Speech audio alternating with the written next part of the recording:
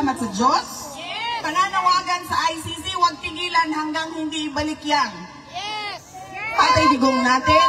At pangatlo, panawagan, demand sa gobyerno ng Pilipinas. Ibigay ninyo kung ano yung karapat-dapat para sa taong bayan at sa bayan. Unahin ko po muna ang aking mga pagpapasalamat. Una po, ang pagpapasalamat natin sa Diyos dahil binigay niya sa atin ang araw na ito para tayo ay magsama-sama para sa pagmamahal natin sa ating dating Pangulong Rodrigo Duterte. At pangalawang pagpapasalamat sa Diyos ay binigyan niya tayo ng magandang panahon. Malamig pero may araw. Patay tayo sa sunburn. I-ready ninyo ang inyong mga sunblock. Paniguraduhin ninyo ang inyong mga kutis. At ang sunod na pagpapasalamat ko ay para sa inyong lahat dahil sa oras ninyo, sa pagbabiyahe ninyo, sa suporta ninyo na ipinapakita at sa pag-celebrate ninyo sa araw na ito. Maraming salamat sa inyo. Madami ang galing pa sa ibang bansa, galing sa United Kingdom, France, galing sa Ireland, galing sa Italy, galing sa Spain, at yung mga tiga Netherlands. I think meron din galing sa United States of America.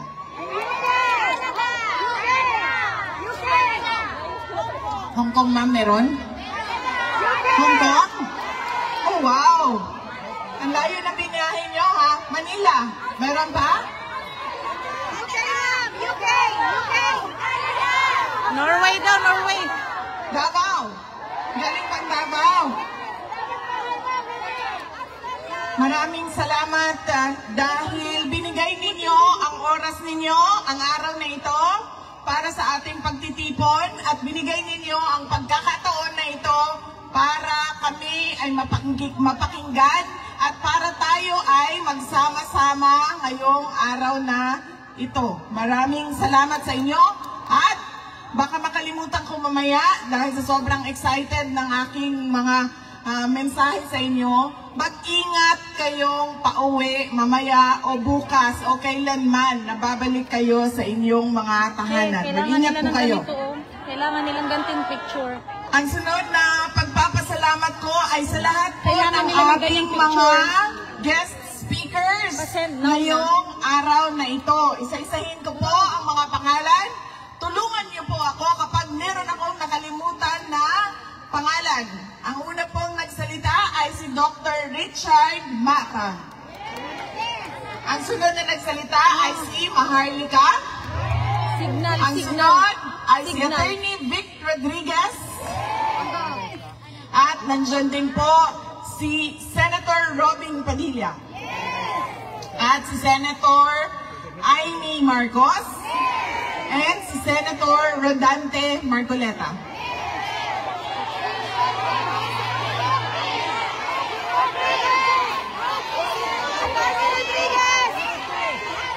Sandali, magsabay-sabay ka nagsasalita, hindi ko naririnig.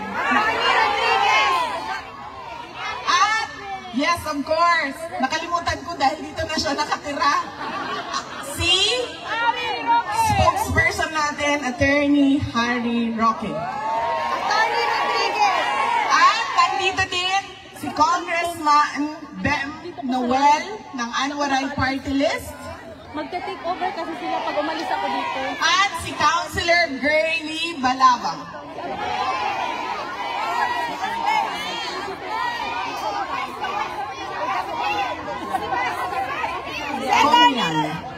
Conlan.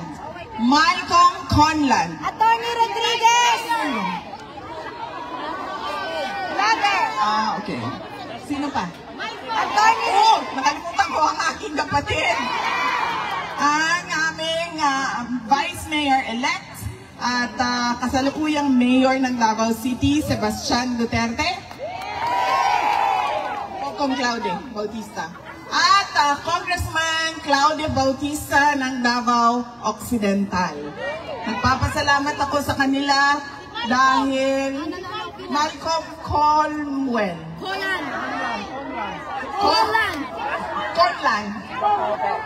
Oh, yan. At nandito din po ang kapatid ni dating Pangulong Rodrigo Duterte. Uncle ko po, si Benjamin Duterte. Okay. Meron pa nakalimutan? Attorney Rodriguez! Vic Rodriguez, tapos na kanina. Tapos na, Dr. Mata. Asawa po ni Dr. Mata, si Mrs. Erica Mata. Okay. Sigurado kayo, walang nakalimutan sa pagpapasalamat. At ang susunod na pagpapasalamat ay sa lahat po ng volunteers ng ating rally gathering ngayong umaga na ito. Nagpapasalamat po ako sa kanila. Hindi ko po sila maisa-isa dahil napakarami po ng volunteers natin dito sa The Hague at sa Netherlands at iba't ibang mga lugar na nagsama-sama para mabuo yung ating pagtitipon ngayong araw na ito. Maraming salamat po sa ating mga iakyat po ang kamay, mga volunteers. Andyan po sila, mga volunteers natin. Maraming salamat sa inyo. Ang susunod na pagpapasalamat po ay mga kaibigan natin sa media. Dahil nandito sila, naninigurado na marinig ang boses natin sa buong mundo. At ang huling pagpapasalamat ay sa local government ng The Hague, Netherlands, dahil tinulungan nila tayo na mabuo yung ating programa ngayong araw na ito. Meron pa ba akong nakalimutan pasalamatan? Okay. Anong lugar, ma'am? Iakyat niyo yung banner niyo, ma'am, para mabasa. London! United Kingdom. Amsterdam! London. Amsterdam! UK. Ma'am, ayaw niyang sumama sa inyo. London. United Kingdom. Amsterdam! Amsterdam! Switzerland. Okay. Butuan City, Mindanao. France. Ma'am, anong flag yan? Itaas! Germany. Hindi ba ito yung Germany? Ano ka, ma'am? Ma'am, hindi mo alam, dala-dala mo flag mo, sasabihin mo, Germany ka. Ano yan? Belgium! Walay sa Germany. Belgium! Kasi magkakumpa sila ng flag. Belgium.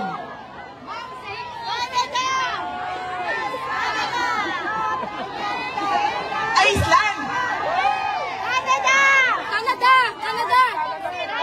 Canada. Denmark daw, Denmark. Tapos Canada. Okay? Please power hugs VP Inday Sara pabalik na kaming Canada. Yes ma'am, mamaya meron po tayong one by one dito ma'am. Sundin lang po natin yung instructions ng ating mga volunteers para mabilis at ma-accommodate natin lahat. Happy birthday to our future President VP Inday Sara. We love you and we pray for you. Sara Natix. Maraming salamat. Happy birthday VP Inday Sara. I love you from Canada. Sara Natix. Ma'am, hindi ko makita. From Sarana Movement. Ay! Magka-birthday tayo! Happy birthday, sir! Amik? UK. Maraming salamat. Ano po ang edad ninyo, sir? 58. Okay. Ako po ay 32. Thank you. Magkalayo po ang edad namin ni sir, pero pareho kami ng birthday. Ayan. 47 na. Ang susunod ko po, anong flag yung dala-dala nila? Ha? Yung flag na blue tapos may yellow. Bangsamoro! Sweden. Bangsamoro!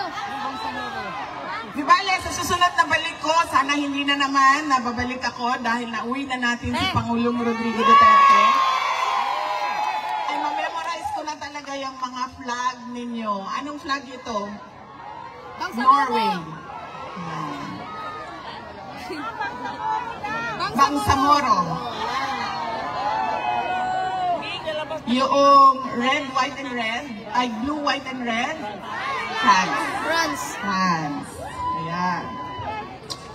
Ang susunod ko po na mensahe ay mensahe po sa ICC na pakawalan nyo na at ipadala nyo na pauwi si dating Pangulong Rodrigo Duterte sa Pilipinas.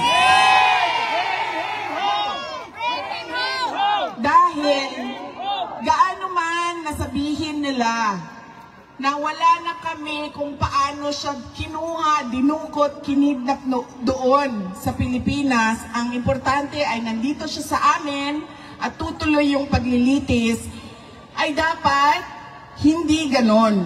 Dahil, di ba, sila yung nagsasabi, lahat may human rights.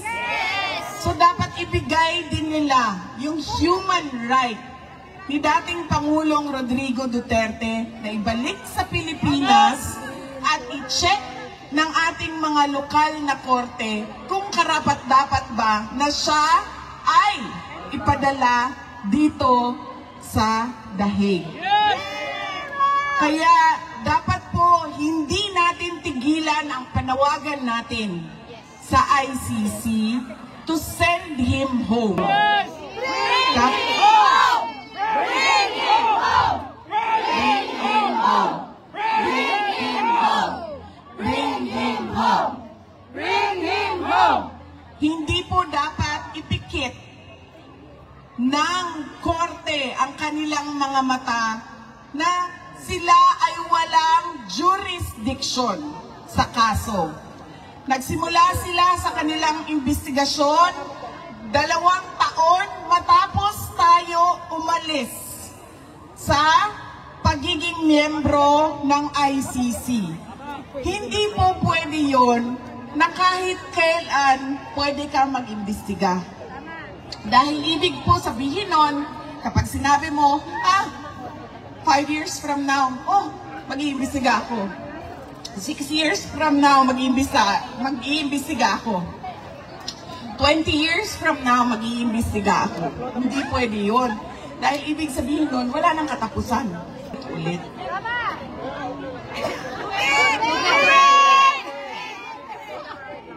Ay, wala po si Kateki. Coco Martin!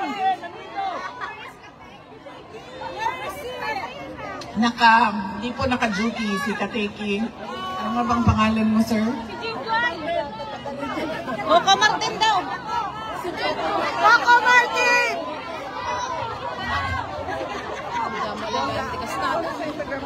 Ano daw, ma'am? Katuko? Katuko? Katuko nandito. Lagi ko naman, ma'am.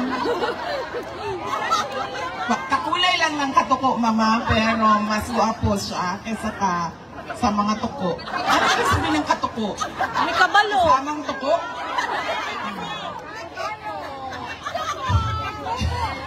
Hindi pwede. Hindi pwede. Na kung kailan mo gusto ikaw mag-imbestiga, ay ganun ang gagawin mo dahil hindi matatapos eh. Kaya wala na silang jurisdiction sa kaso na ito. Huwag nilang ipikit ang kanilang mata sa pagkidnap sa ating dating Pangulo, sa facts, sa katotohanan na wala silang jurisdiction.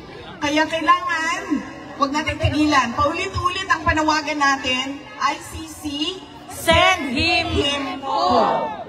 Yun lang ang hinihingi naming lahat, mga Pilipino sa buong mundo. Ibalik ninyo sa amin ang aming dating Pangulong Rodrigo Duterte. Yes! Ang susunod ko po na mensahe ay mensahe ng pagpapasalamat sa inyong lahat sa pag-celebrate ninyo. Unang-una noong birthday ni dating Pangulong Rodrigo Duterte noong March 28. At ngayon, ang pag-celebrate ninyo sa aking birthday naman, May 31. Binisita ko po kahapon si dating Pangulong Duterte.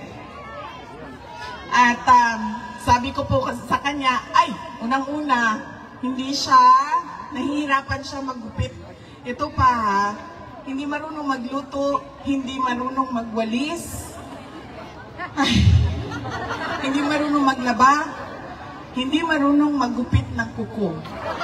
Agoy. Kasi buong buhay niya pala ay manicurista yung naggugupit ng kuko niya. So kahapon, sinabi sa akin ng gwardya, o ayan, may 2 nail cutter, gupitan mo yung tatay mo ng kuko. Eh hindi din ako marunong maggupit ng kuko ng ibang tao.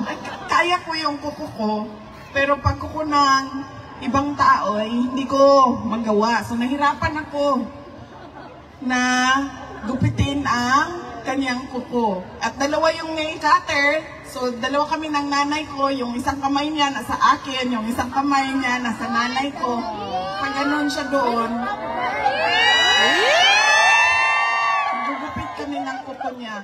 First time in my life, nagupitan ko ng kuko ang aking tatay. Meron palang tao na ganun, no, na hindi marunong maggupit ng kuko. Alam ko din, ayaw ng aking mga anak na maggupit ako ng kuko nila kasi nasasaktan daw sila. Kay puok daw kaayo ko kung maggupit o kuko na wala nang naiwan na puti lahat yan. Kasi ayaw ko, hanggang nandyan na yung laman. Kasi ayaw ko yung merong lampas sa, lampas sa laman. Gusto ko talaga. Nasa dulong-dulo na talaga. Kaya yung mga anak ko, ayaw din nila magpagupit ng kuko sa akin. Hindi rin ako marunong maggupit nung tama-tama lang na gusto. Depende, iba-ibang gusto ng tao sa kuko nila. So, yun. Ginupitan namin siya ng kuko. Tapos habang naggugupit ako ng kuko sa kanya, nakatingin siya sa akin.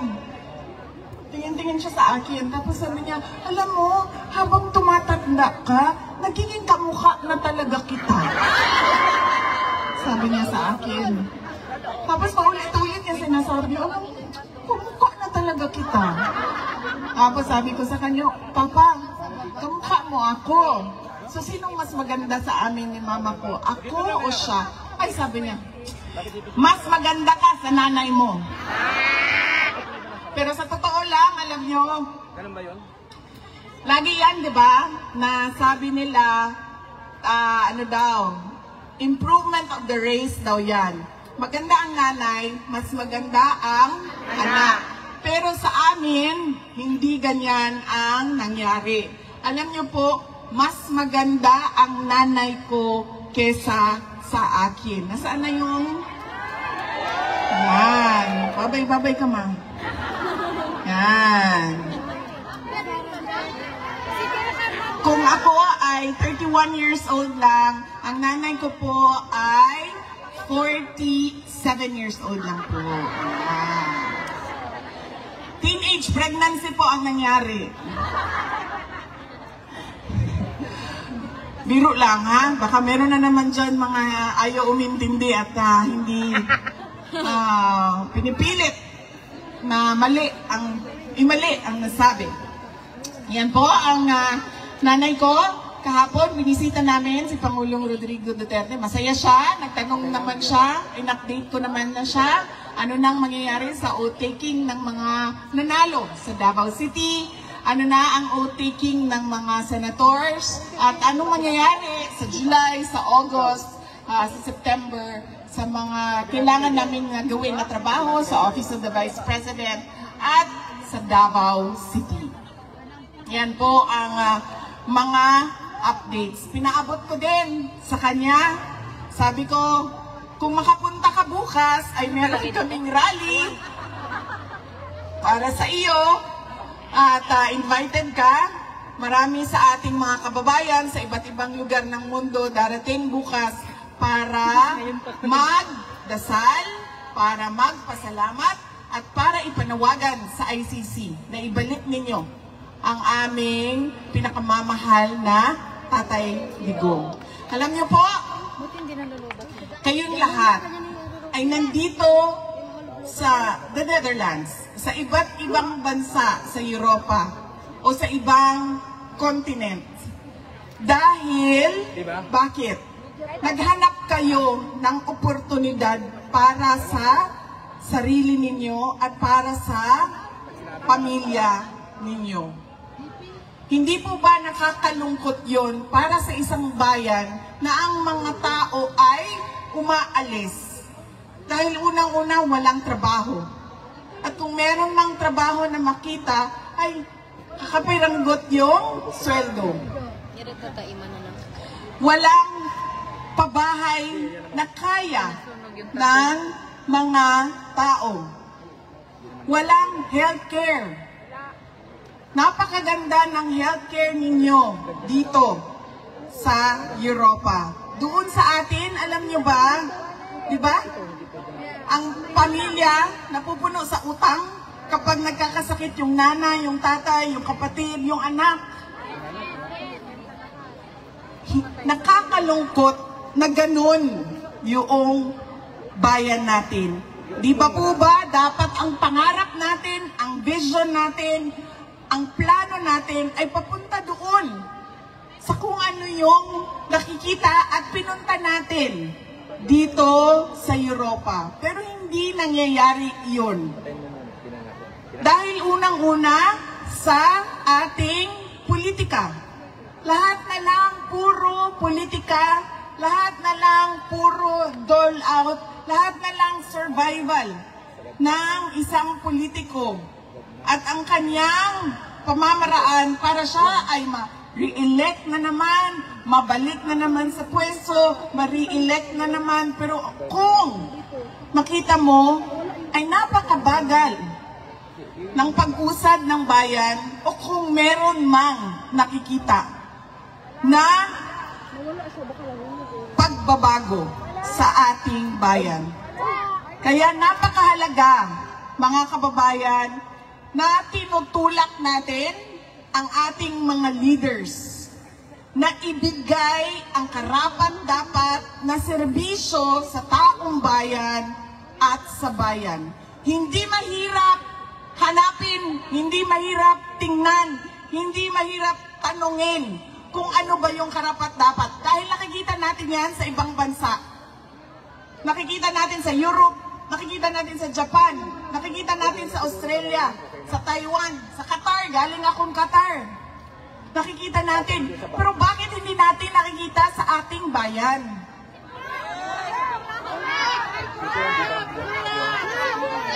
Diba? Hindi ko sinasabi na maswerte kayo kasi nandito kayo. Dahil marami sa inyo, hindi nyo naman dala yung pamilya ninyo eh. Yung iba, oo, nadadala nila ang asawa nila, ang anak nila. Pero yung iba, nandoon yung pamilya nila. At sila yung naghahanap buhay dito, naninigurado na makatapos, makapag-aral yung nandoon, may bahay, may kinakain, may nabibili ang gamit at mga pangangailangan. Kaya kailangan talaga itulak natin at hingiin natin sa gobyerno. Ibigay ninyo ang karapat-dapat at ibigay ninyo ang nakikita namin sa ibang bayan dito sa ating pinakamamahal na Pilipinas. Dahil masakit na kailangan umalis ng ating mga kababayan. At masakit din sa mga naiiwan doon, tulad namin, na wala kaming mapupuntahan dahil wala namang kaming bahay sa ibang bayan, sa ibang bansa, sa ibang lugar. Nandun lang kami, nandoon ang aming mga anak at nakikita namin araw-araw. Bakit ganito sa Pilipinas? Bakit doon sa ibang bansa? Dahil Alam niyo ba? Alam niyo naman kasi nakikita niyo ako. Naglalakad lang ako dito. At kung nagmamadali, nagbabas, nagtatram. Bakit doon sa atin, sa Pilipinas, sasakay ka lang ng bus, bakit parang makikipag-agaw buhay ka? Nag-aagaw buhay ka. Sasakay ka lang ng bus. Diba? Ang daming-daming namamatay sa tricycle, nababangga, naho-hold up. Bakit? Basta lagi. Masakit sa akin. Lalo na nung gagagaling ko lang sa Qatar, ma'am. So doon sa Qatar, meron silang national ID. Sabi nila sa akin, lahat ng pangangailangan nila nandoon sa loob ng national ID nila. Ganito din sa iba't ibang bansa, diba? Nandoon na lahat. Healthcare mo, driver's license mo, utang mo nandoon. Diba? Nakikita yung utang mo. Nakikita doon kung nahuli ka na ba o hindi. Nakikita doon lahat. Nakikita. At pupunta ka sa hospital, o ayan ang health card ko, babayaran yan ng gobyerno ang aking pagpapagamot.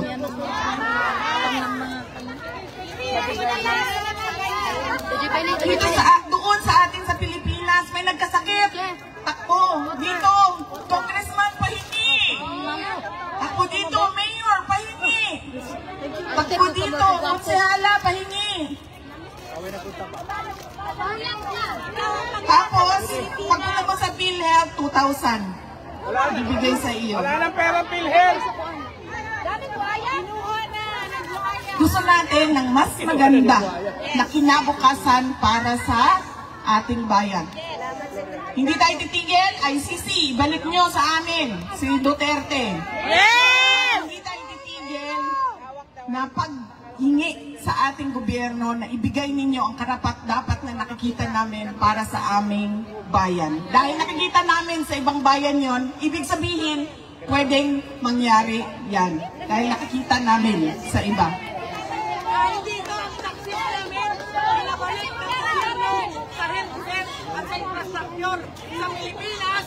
Ang taksis namin, pinubulsa ng mga buhayang politiko. Yan. Dito, ang taxes nababalik sa social services. Sa Qatar, wala silang taxes. Baka may mag-isip sa inyo lumipat ng Qatar. Wala silang taxes doon. Walang deductions at all. Pero libre lahat. Dahil, ano ba, ang treasure o kayamanan ng isang bayan ay hindi ang mga politiko. Ang kayamanan ng isang bayan ay ang mga mamamayan. Kaya dapat nauuna ang mamamayan bago ang politiko. Dahil ang trabaho ng politiko ay ibigay kung ano ang karapat-dapat sa bayan at sa mga mamamayan. Kaya huwag ninyong kalimutan sa araw na ito, May 31, pagpapasalamat sa Diyos, pananawagan sa ICC, huwag tigilan hanggang hindi ibalik yan. Patay digong natin. At pangatlo, panawagan, demand sa gobyerno ng Pilipinas, ibigay ninyo kung ano yung karapat-dapat para sa taong bayan at sa bayan. Yaan ang tatlong mensahe na kailangan natin isa puso at isa isip lagi. Na kahit saan man tayo pumunta, ay kailangan natin magkaisa. Nagawin at magkaisa sa panawagan at magkaisa sa demand natin sa ICC at sa ating pamahalaan. Hindi po mahalaga ang reconciliation. Bakit ba? Bakit po merong reconciliation? Mahalaga ba ang problema natin na personal? Diba mahalaga ba ang away nating dalawa, ma'am? Hindi. Ano bang pakialam ng mga naghihirap, nagugutom, hindi makapag-aral sa away nating dalawa? Unahin natin ang trabaho at unahin natin ang pangangailangan ng taong bayan.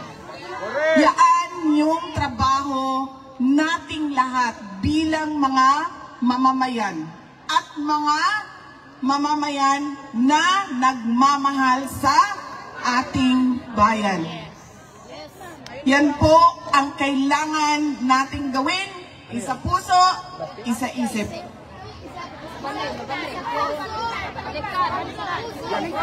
Yes, ma'am. Ilagay natin yan lagi sa isip, ilagay natin yan lagi sa ating, ipasok natin yan sa ating puso. Kaya kahit saan man tayo pumunta, alam natin kung anong sasabihin natin sa lahat ng lahi. Hoy, ICC, unang-una, ibalik nyo yan. Pangalawa, oy, kami pala yun, nasa gobyerno ng Pilipinas. Oy, Inday Sara, magtrabaho. Huwag na yan unahin yung pakikipag-away. Personal na mga problema ng mga politiko. Yan po ang kailangan nating gawin at yan ang ating panawagan. Alam niyo po, madami ang nag-celebrate ng May 31 dahil birthday ni Sir. May go on, Sir. Marami ang naghanda. Nagpapasalamat ako kay Senator Amy dahil merong 3 lechon sa likod para daw sa inyong lahat.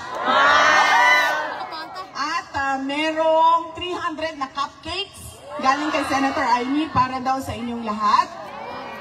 Sa Pilipinas at sa iba't ibang lugar sa mundo, madami ang nagpa-party at nagpa-Thanksgiving. Marami ang nagpa-feeding at nagpakain sa mga gutom.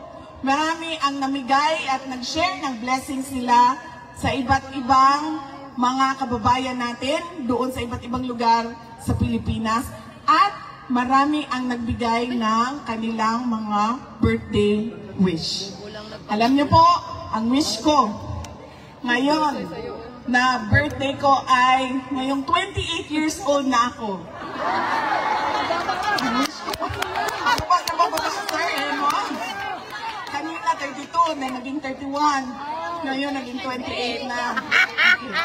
Pagkatapos ko dito, ay 18 na lang talaga yan, sir. 15 years old. Ngayong araw na 28 years old ako, unang-una, sana ay bigyan kayo lahat ng Pilipino sa buong mundo ay bigyan ng Diyos ng magandang kalusugan, good health.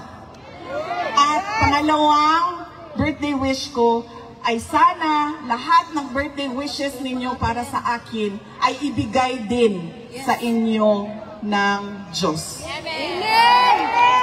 Papasalamat po ako sa kasiyahan ninyo sa araw na ito dahil meron tayong sineselebrate pero nalulungkot din tayo dahil hindi natin kasama si dating Pangulong Rodrigo Duterte. Sana ay sa susunod na May 31 ay makita ninyong naglalakad na siya, nakalaya at maka-attend ng mga birthday at celebration at makabalik na siya sa Davao City bilang mayor ng siyudad ng Davao.